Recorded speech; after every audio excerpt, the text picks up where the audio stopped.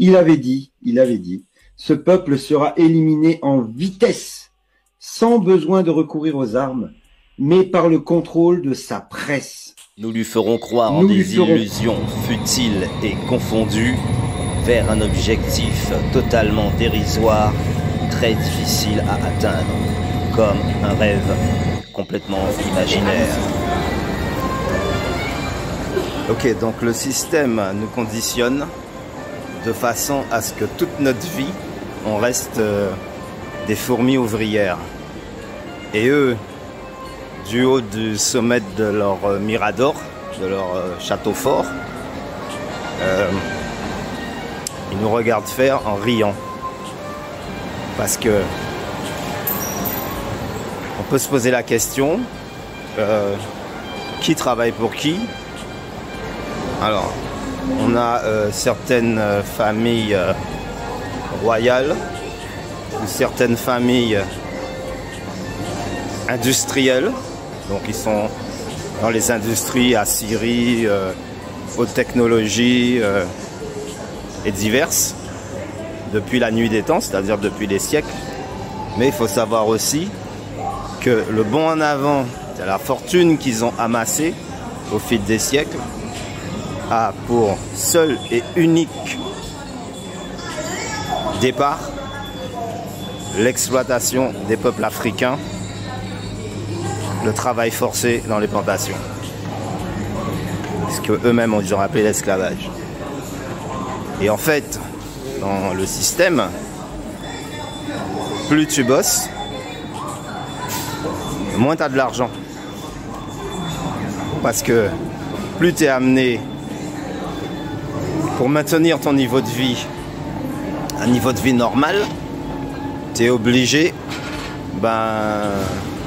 d'avancer les pions dans le sens où il te faut quand même une belle maison, il te faut quand même de quoi un moyen de transport correct. Et tout ça, évidemment, c'est pas donné. Donc la plupart des gens, ils sont à crédit.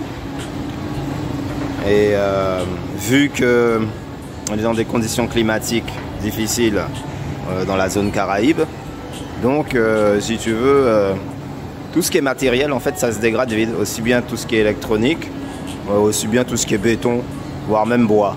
Donc il faut entretenir. Et donc quand tous les 2-3 ans, il faut refaire les sanitaires, il faut refaire la peinture, même si tu as une belle villa et que tu as un porte-monnaie solide, il arrive un moment, comme tout est cher, où ça tape vraiment. Ouais. Alors tout ça, il faut prendre ça en compte. Et c'est ça qui nous rend esclaves, en fait, du système. C'est-à-dire que plus tu vas de l'avant en essayant d'avoir un confort matériel, et plus tu te rends esclave du système. Puisque tu seras obligé de tout payer. Mais il faut savoir que les multinationales, eux, ont trouvé le moyen d'optimiser les impôts, d'optimiser les bénéfices à travers des transactions boursières ou autres, voire même des transactions illégales. Et quand on parle d'optimiser la fiscalité, c'est déjà un non-sens. Allez. Donc nous, le jeune citoyen, on est amené à payer tout plein pot, c'est-à-dire aussi bien sur ta fiche de salaire, tu as déjà des prélèvements, que les taxes qui sont sur les produits importés, voire même les produits locaux. Mais les multinationales, eux autres, ont trouvé le moyen, trouvé la parade, un sérieux tour de passe-passe, ou par des méthodes de corruption aussi, ce qu'on appelle les dessous de table. Tout simplement de payer au minimum, voire même de ne pas payer du tout, c'est-à-dire par un jeu comptable très astucieux, ils peuvent tout simplement faire disparaître des sommes ou faire transiter des sommes par des comptes bloqués au Luxembourg, dans les îles Caïmans, à Hawaï ou aux Bahamas et consorts. Voilà, ou à travers les casinos, ou à travers des sociétés offshore Ouais. Donc, on n'est pas sorti de l'auberge. À voir. Yes. Lorsqu'une entreprise contrôle toute une chaîne de distribution, à partir de la production, en passant par la transformation, l'emballage, le dispatching, la vente à travers différents pays, cela bien sûr s'appelle une multinationale qui évidemment n'a aucune concurrence. Oui, alors ensuite évidemment on pourra parler de la mauvaise influence du système, puisqu'en fait on nous en met plein les yeux et en fait ça donne envie. Sauf que les moyens, nos moyens à nous, sont limités. Donc voilà. Donc on est en train de convoiter quelque chose ou des choses qu'on ne pourra jamais se payer. Il faudrait plus d'une vie pour arriver à se payer tout ça. Mais pendant ce temps, dans la parallèle, il y en a qui se pètent la pente, qu'on en plein les poches et qui ne savent plus trop quoi faire de leurs sous. Et au final de compte, ils font n'importe quoi, ils font des conneries quoi en fait. Voilà. Là est toute la question. Oui voilà. Donc on gagne 2 fois 3 sous. Et dans les 2 fois 3 sous qu'on gagne, l'État en prend 2. Donc il ne nous reste plus qu'un sou. Et évidemment avec un sou on peut rien faire.